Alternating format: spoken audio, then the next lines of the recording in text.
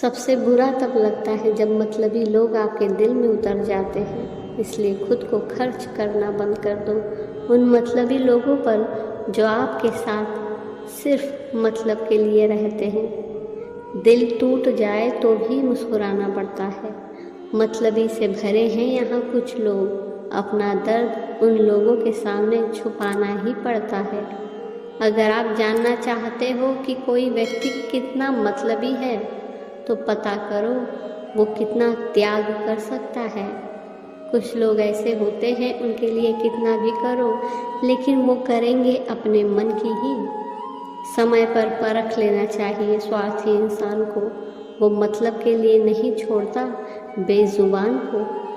अक्सर रिश्तों में जिद को पकड़े रखने से हाथ और साथ दोनों छूट जाते हैं।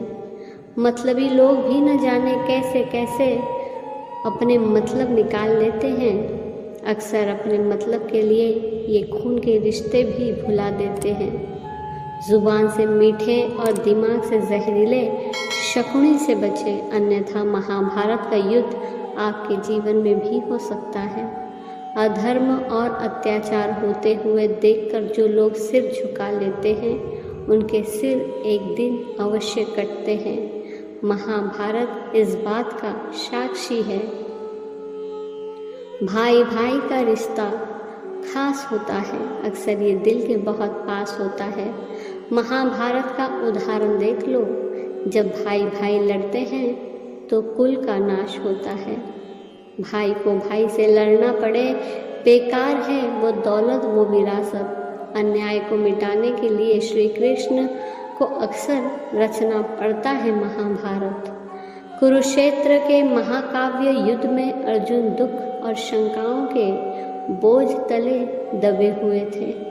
उन्होंने अपने स्वजनों, संबंधियों तथा मित्रों को विपरीत पक्ष में देखा और उनके वर्तमान कष्टों के भार ने उन्हें अभिभूत कर दिया। भेदियता के उस क्षण में अर्जुन मार्गदर्शन और सांत्वना के लिए अपने दिव्य सारथी भगवान श्री कृष्ण की ओर मुड़ गए।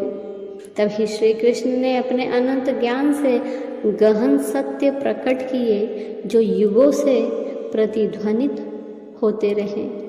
उन्होंने अर्जुन और हम सभी को दुखों से उभरने और आंतरिक शक्ति को खोजने का तरीका सिखाया। उन्होंने अर्जुन से अपने कर्तव्य, अपने धर्म को अटूट संकल्प और निस्वार्थ भाव से करने का आग्रह किया। याद रखें कि भागवत गीता हमें जीवन में दुख को खत्म करने के लिए कोई जादुई समाधान नहीं देती। इसके बजाय ये हमें जीवन के उतार चढ़ाव के माध्यम से नेविगेट करने के लिए गहन ज्ञान और मार्गदर्शन प्रदान करता है। यह हमें आध्यात्मिक विकास की दिशा में एक कदम के रूप में, विकास के उत्प्रेरक के रूप में दुख को देखना सिखाती है। हर परीक्षा, हर झटके में, दर्द के हर पल में भागवत गीता हमें याद दिलाती है कि हम अपने वास्तविक स्वरूप में दृढ़ रहे, अपने कर्तव्य और जिम्मेदारियों को निस्वार्थ भाव से ग्रहण करें और अपने कर्मों के फलों को ईश्वर को समर्पित करें। इस समर्पण के माध्यम से हम दुखों की जंजीरों से मुक्ति पाते हैं और सच्चे आनंद और संतोष का अनुभव करते हैं। भागवत गीता हमें सिखाती है कि दुख जीवन का एक अनिवार्य हिस्सा है। यह एक परीक्षा है जो हमारे चरित्र का परीक्षण करती है, हमारे लचीलेपन और हमारे विश्वास को चुनौती देता है। फिर भी यह अंधेरे के इन क्षणों में है कि हमारे पास बढ़ने की शक्ति है, अपनी सीमाओं से ऊपर उठने और अपनी वास्तविक क्षमता को खोजने का अवसर है।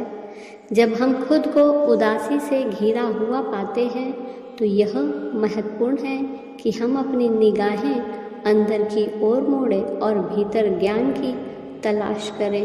भागवत गीता हमें अपनी आंतरिक आवाज़, हमारे आंतरिक मार्गदर्शक को सुनना सिखाती है। यह आत्म प्रतिबिंब और आत्मनिरीक्षण के माध्यम से है कि हम उस मार्ग को समझ सकते हैं जो हमारे उच्च उद्देश्य के अनुरूप है। इसके अलावा गीता हमें याद दिलाती है कि हम अपने संघर्षों में अकेले नहीं हैं। परमात्मा की शाश्वत उपस्थिति हम में से प्रत्येक के भीतर रहती है। अपनी आंतरिक दिव्यता के साथ एक गहरा संबंध विकसित करके हम शक्ति और लचीलापन के एक अक्षय स्तोत्र का दोहन करते हैं। यही जुड़ाव हमें साहस और अटूट संकल्प के साथ चुनौतियों का सामना करने की ताकत देता है। जब हम जीवन में आने वाली चुनौतियों का सामना करते हैं, हम भागवत गीता के कालातीत ज्ञान को याद करें। हम भीतर की पुकार को सुने, अपनी आंतरिक दिव्यता से जुड़े और निस्वार्थ भाव से अपने कर्तव्यों को अपनाएं। ऐसा करने में हम न केवल दुख को पार कर सकते हैं, बल्कि उस असीम आनंद को भी खोजते हैं जो हमारे भीतर रहता है। धन्यवाद।